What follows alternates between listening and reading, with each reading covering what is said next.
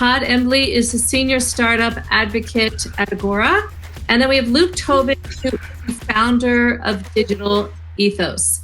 And what we're talking about today is the secret to successful startups, which I think everyone wants the 411 there. And I am going to start with you, Todd. What are your philosophical best practices for being an entrepreneur? I think, and I kind of phrase it as philosophy or entre-philosophy, if you will. And there's two different types of approaches philosophically towards building a startup, and I've really kind of put them into the two buckets over the years.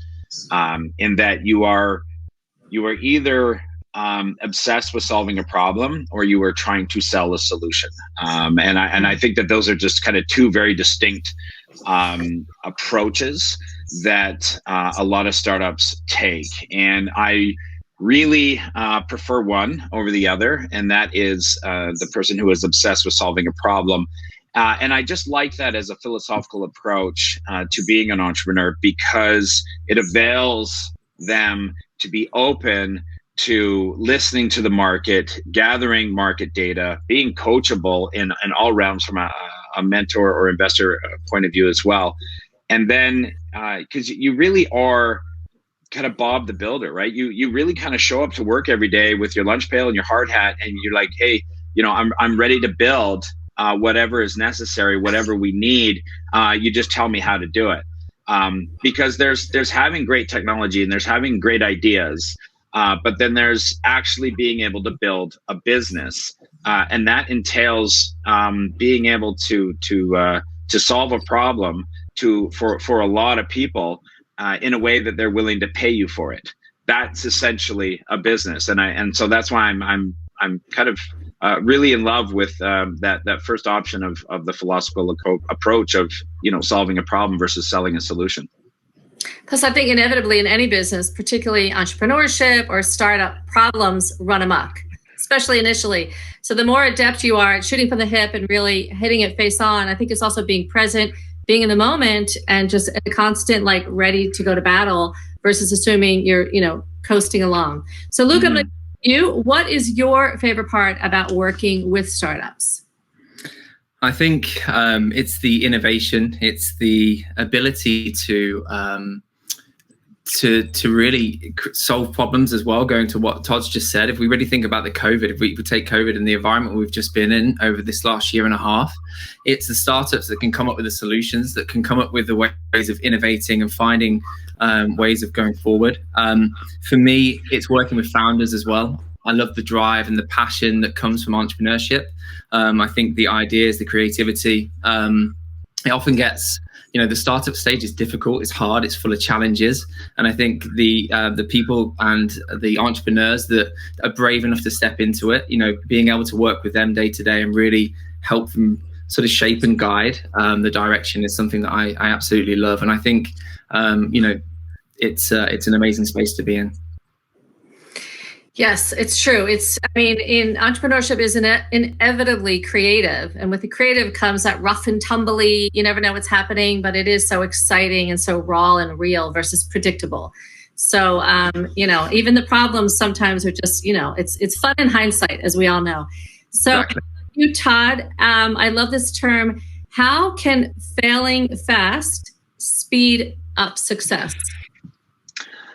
Yeah, we hear this a lot. I wrote a blog a long time ago about the F word in startups, which was failure. And I spent 8 years in China and Asia as well. A land that has rapidly adopted failure from 10, 20 years ago, when it was somewhat taboo to fail, or at least admit you're failing. And now they're failing all over the place. They're failing fast. They're failing forward. This is where a lot of the cutting edge technologies are coming from. So the failure, it's a little tongue in cheek, let's be honest. Okay. But it's really just about the learning, right? And again, another philosophical approach is I don't have to be right.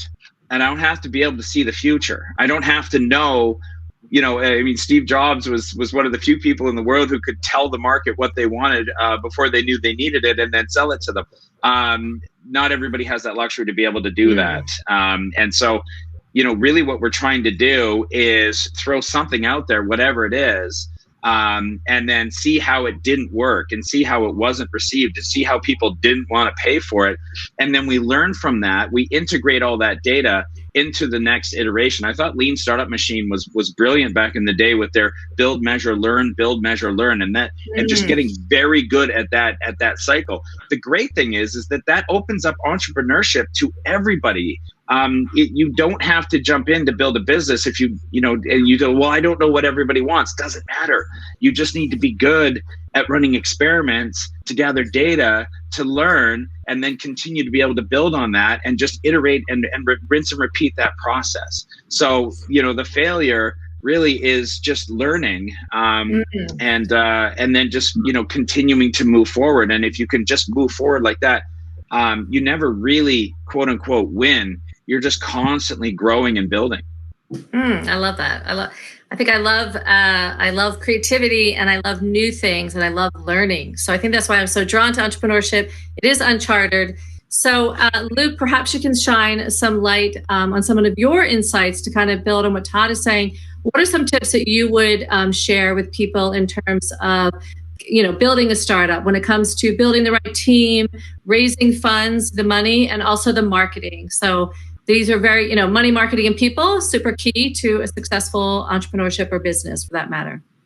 Absolutely. I'll tackle the marketing one first. So obviously, depending on the business, there's nuances to consider when looking at it. But I think the one thing or a couple of tips that are consistent for all startups is that they basically need to focus on creating a voice, creating a tone of voice. Really, how are they going to stand out from the crowd? I think it's really difficult in this day and age with so much noise out there. They need to look at going out to the market, establishing a bit of a tone of voice, looking at the channels that are going to allow them to do that. And there are free ways of doing it. It doesn't always have to be paid. It can be LinkedIn, can be social. And if you find your followers, you find your tribe, you find people that believe what you believe, by building out that message and that right language piece, then you can be and get successful with marketing initially. Obviously, then there's all the caveats and the bits that come with it later. But as a starting point, I think it's about finding your voice, finding your USP, and then finding the channels that allow you to sort of elevate that message. When we talk about the team, I love this one personally. I think it's important, again, a little bit like when you find your tribe, for people that you want to go out, they're going to be the first adopters for your product. It's really important for a business to find people that you bring in that believe what you believe as well. And I think Simon Sinek said it first, and I totally believe in it. When we think about the people that come into a business, I have quite a lot of time that I spend in the ecotech space, and it's amazing and phenomenal to me how many people come along and will work for free in that space because they want to change the world, they want to fix something, they feel this inherent feeling that they need to do something more. I've got a company that I work with called Earthly, and they've got maybe 15 or 20 grads that are just doing research pieces, work pieces, but for no money. They're just happy to do it because they want to save the world. So find people that believe what you believe and then empower them. Also, that there is no right or wrong. You sometimes might make mistakes, but it's about making smart moves. So that's the marketing and the staff piece. From a finance perspective, again, I think once you've got some traction, you've got some momentum, and you've found your voice, it becomes a little bit easier to invite and for investors to understand the vision as well. And I think momentum is an important piece of that. So, once you've shown some traction, bit of momentum, you're probably a little bit more attractive. But I think looking at your network as well is a really important element. I think it's overlooked a lot. I like the saying contacts equal contracts. And I really think we don't farm our networks as much as we probably should. If your friends are out there, they might have a bit of money, they might want to invest early on, they might again believe in what you say. So just utilize the network a little bit more and get that initial traction. Wow, that's great. Yeah, friends with money are always a good thing. Friends with money that are generous, even better. Definitely. Another question for Luke, but before I go there, I want to kind of feel this back and forth between you to kind of go back to the marketing, because I know you touched on that, Luke, and I want to hear both of your takes on marketing. Of course, here we are in a digital space. We're talking about, digital events, and a lot of businesses are tech is such a huge component. But I'd like you to address like the marketing in terms of like traditional media to digital media. Like, where is the hybrid? Is there a hybrid there to, how valuable is the traditional, still the TV, the radio, the print, and the digital? Where do the two merge? And are there, you mentioned that there are ways to actually get the word out there, be it social without money. So where are the hard lines between spending money, not spending money, old world, new world? And then even I'd love to hear your take, Todd, also having lived in China. Even obviously social is so different there. So even from a global perspective, how do you manage and handle your kind of marketing PR outreach? So I'll let you jump into that first, Todd. Sure. Yeah. I mean, I'm not a marketing guru, but it was really fantastic. I mean, my years in China. So I went in 2007, which, was the year of the iPhone. And then, later on, Tencent brought out WeChat. And for anybody who doesn't know what WeChat is at this point, it's a Tencent product, which is your Instagram, your Facebook, your Twitter, your everything all in one, shopping, payments, movie tickets, doctor appointment, everything. And it's amazing. And then we have seen this incredible growth in live commerce. We have things like Xiaohongshu, which is a little red book, and of course, this is where Douyin and the TikTok, came out, first and foremost, and they're all algorithms. And then we've seen this explosion of influencers. I mean, you think influencers are big in the West? You should see what they do out in China, right? And now we've gone to the micro influencers, right? So, I mean, it was really incredible. They have all kinds of platforms, but everything is digital. Everybody's somewhat buried in their phones. But then, traditional marketing still works as well. I mean, even if you're in retail did not die in China. And I know that this was kind of the premise that everybody was under in the new digital age. Retail would die. It was an interesting thing in China for a while. What everybody would buy online, but then returns would happen offline. They wanted to have that face-to-face, that in-person thing. A lot of artificial intelligence now built into to foot traffic, into being able to put QR codes on things so that people could immediately download, get online, see a video, go straight to a purchase, something like this. I mean, they're still moving around. They're still in all the subways and a lot of traffic and things like that. So, as far as I know, it's been an amazing place, and I think when it comes to at least digital marketing, keeping an eye on everything that's happening in China would be very, very important. Oh, that's interesting. How about you, Luke? Any more elaborations in terms of media marketing, old world, new world, global, local? I definitely echo some of what Todd said there around the sort of Chinese market. They've done a few experiments with huge QR codes in the sky, where something like 100,000 people were able to download during the middle of a firework display. There's some incredible innovation that's coming out of there. Live commerce, absolutely. In our agency, live commerce is something that we're really working towards being able to deliver in Europe. It's still pretty fresh, it's pretty new, and a lot of the platforms are still sort of pivoting towards being able to offer it.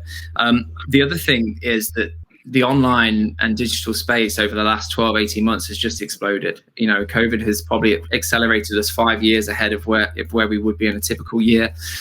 E-commerce and demand for e-commerce is through the roof. So what we've seen from people that are then spending more through digital marketing channels and traditional channels is that actually it's left a bit of a gap in that sort of grassroots offline media space. So it's been really interesting testing some TV, some radio, some sort of billboard type advertising that previously we would have always, as a digital agency, advised people away from. But now there is more of a hybrid opportunity because a lot of people are so focused on online. And don't get me wrong, it is a very, it is the place, but there is opportunity there for some low hanging fruit as well.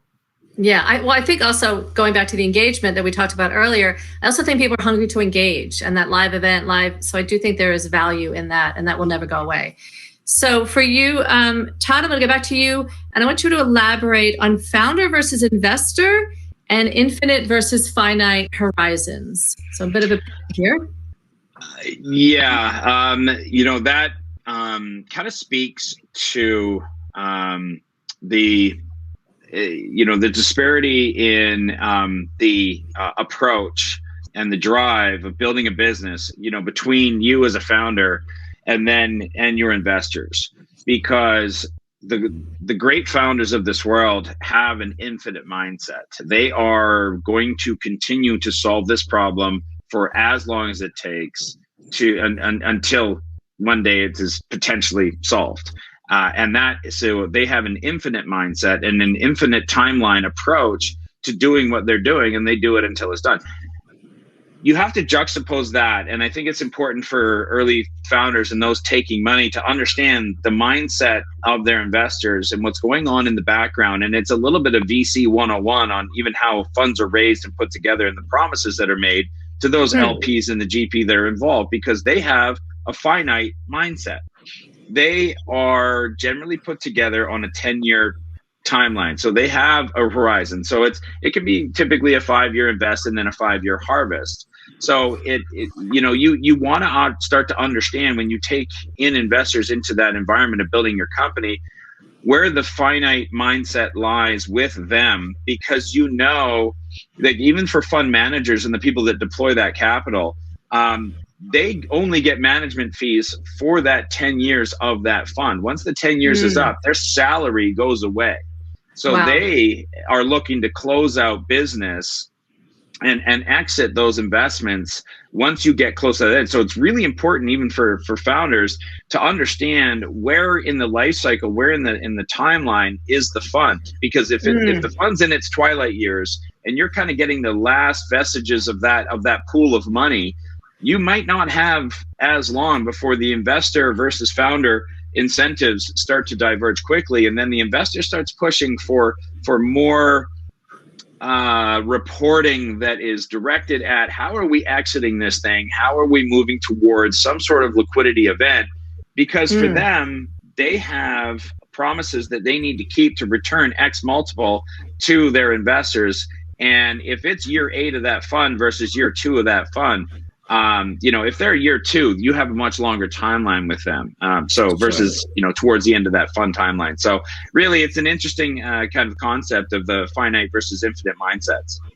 Super important. And so many moving parts to being an entrepreneur, to launching a business, having a startup. So to bring this back full circle a bit to where we are today and what we're talking about. So thank you for that, Todd. That was a lot to download. I think I'm gonna have to watch that later and bring it back to myself. But for you, Luke, I wanted to ask, what do you see in the future in the online event tech space? Yeah, I think it's a really exciting space, obviously, again, accelerated by the pandemic. For me, I think we can all probably admit that, we're sometimes Zoom and Google Hangouts and team lethargic now. We're all used to doing it so much that when you go to an event, and certainly, online like offline, you still want some of that joy, that experience that you feel when you get to go and network at an event. So I think the successful event businesses will be ones that can offer a sort of hybrid experience of that. And also really being able to sort of look at how do you engage the audience? How do you keep driving re-engagements? Because there's an element, as humans, we feel like we've seen it all before sometimes. So, is it AR? Is it VR? Are there ways of creating something a little bit unique when it comes to networking? So I think that there's loads of fun stuff that's going to come out of the space, and it already is, but over the next sort of year or two, I think it's a really exciting time. And I love what you said. It's forward VR and then moving back at the same time. You're saying with the QR code and the event, and so I don't think there is any exact answer. I think it's really being nimble and flexible to bring like the old, but the old becomes the new again. So I think it is that playing with many different modalities and options. So we're getting to a close here, so we still have some things to touch on. Todd, I wanted to know, why is it essential to be customer obsessed and running to revenues? I think I touched a little bit on customer obsessed, because this really is, when you're an entrepreneur, about building a business, and I think it's important to stick with that, because I've always kind of likened building a startup to sailing. For those who understand sailing, unless the wind is perfectly positioned, which it's almost never, you have where you are and you have where you want to be. And at no point during your travels are you actually directed straight at it, because you are tacking left and tacking right and tacking left and tacking right. So, you come out of the gate and you head towards, customer, and you are customer obsessed, and you learn everything again, and you try to get a little bit of traction in some way.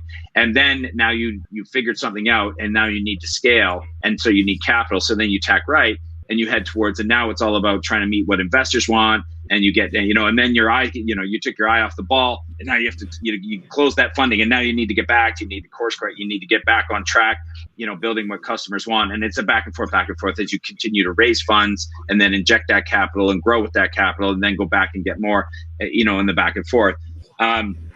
Being customer obsessed is really going to help you understand what they want. Constantly be in contact with your customers, constantly be out. This is even where events become really important, to be out there talking and testing your hypotheses, your value propositions, your unique sales propositions or selling points.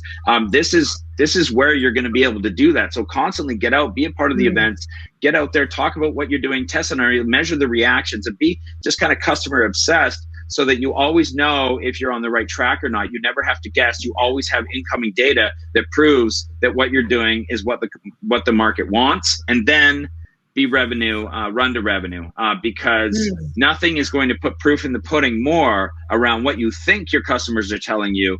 And we're fallible as humans as all get out. And I think that's the one thing we have to realize all the time, is that we're going to have all these layers of our preconceived perceptions of all the things. We're going to hear one thing when they're saying another. Measure the data by asking them to pay for it. So it's not just enough to say, hey, run into somebody on the street and say, hey, would you love to lose 10 pounds? And they say, yes. I'm like, I'm quitting my job. I'm starting a diet app. I figured it out. No, not good enough.